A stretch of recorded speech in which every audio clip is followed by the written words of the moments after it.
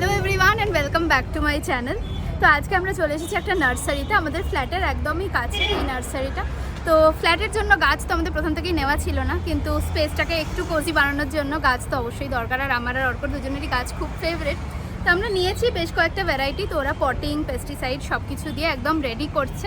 তো রেডি করে তারপর আমরা ফ্ল্যাটে নিয়ে যাব, আর কোন কর্নারে কোনটা রাখছি আর তার কি নাম তার ডিটেলসও থাকছে এই ভিডিওতে। তো আশা করছি ভিডিওটা তোমাদের জন্য ইনফরমেটিভ হবে আর তোমাদের ভালো লাগবে, দেখতে থাকো।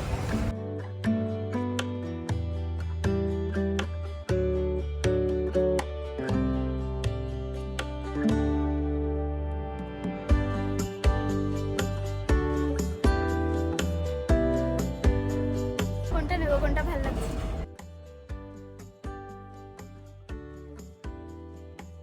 ওইটা হ্যাঁ বেশ ভালো লাগছে, দেখি জিজ্ঞেস করি কিরকম মেনটেনেন্স। ফুল গাছগুলো ডেফিনেটলি খুব অ্যাট্রাক্টিভ, কিন্তু ওগুলো একটু তো বেশি হাই মেনটেনেন্স। তো আস্তে আস্তে দেখা যাক, নেওয়া যাবে নিশ্চয়ই। ওখানে ক্রিসমাস ট্রি গুলো ভালো লাগছে।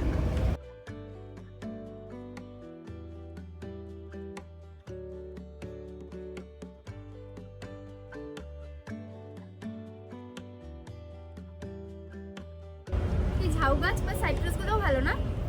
হ্যাঁ,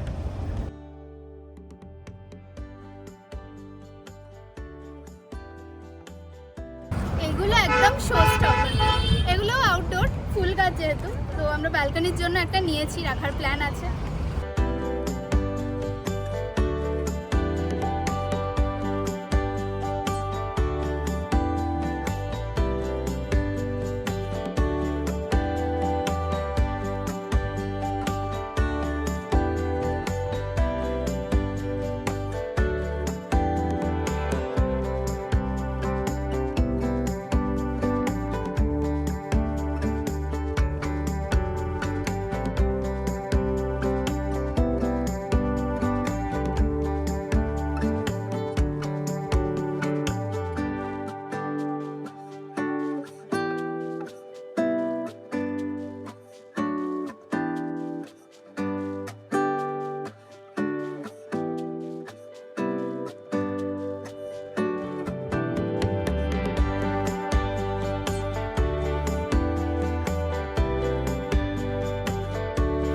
লিফটে সব লোড করেছি, আর টোটাল এই এতগুলো গাছ নেওয়া হয়েছে।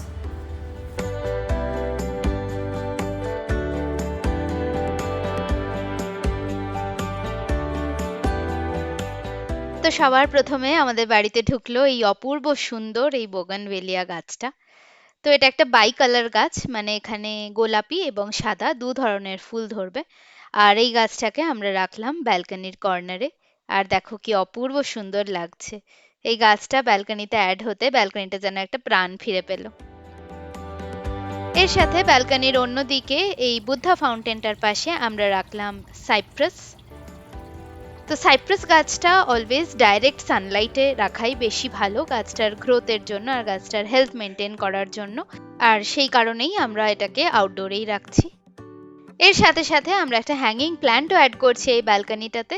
তো এখানে লাগিয়ে দিলাম একটা সুন্দর দেখতে মানি প্ল্যান্ট।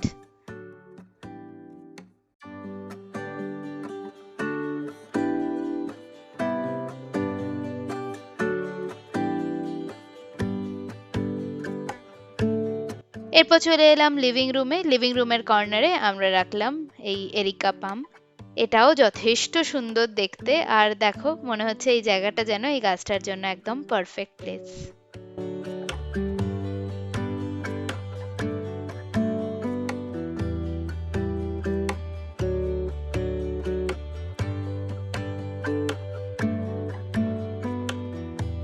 এবার চলে যাই মাস্টার বেডরুমে।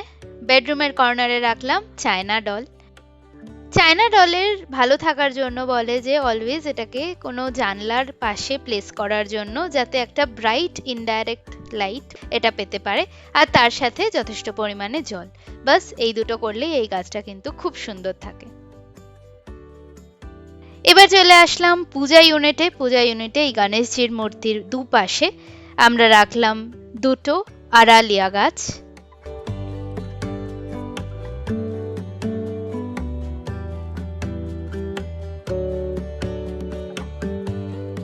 এই গাছটার নাম হলো কোলিয়াস।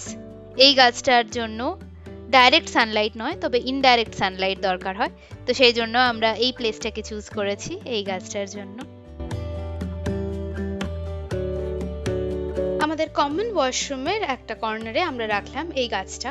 তো গাছদের ব্যাপারে পড়াশোনা করতে গিয়ে আমি জানলাম এই গাছটার নাম হলো ডায়াফান বাকিয়া, সাধারণত এটাকে বলা হয় ডাম্পকিন। মাস্টার বেডরুমের সঙ্গে অ্যাটাচড ওয়াশরুমটায় রাখলাম একটা জিজি প্ল্যান্ট।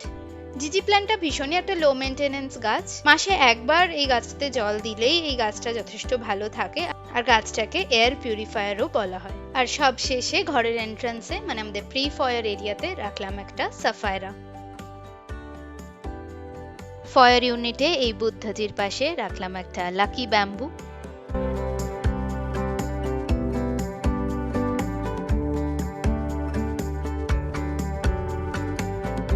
সব গাছগুলো তাদের নির্দিষ্ট কর্নারে প্লেস করা হয়ে গেছে, এবার একটু নারিশমেন্টের প্রয়োজন। তো চলো গাছগুলোতে এক এক করে একটু জল দিয়ে দিই।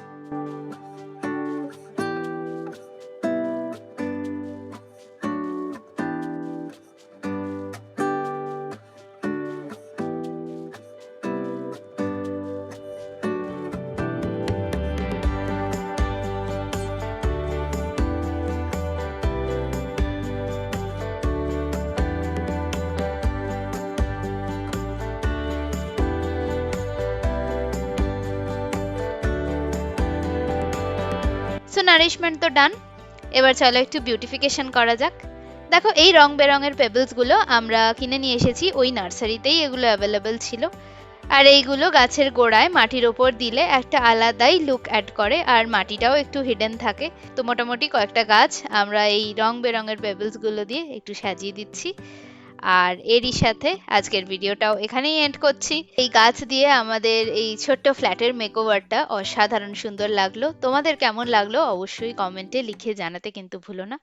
তো সবাই তোমরা ভীষণ ভালো থেকো, দেখা হচ্ছে আবারও খুব তাড়াতাড়ি কোনো একটা ইন্টারেস্টিং ভিডিও নিয়ে। ততক্ষণের জন্য টাটা।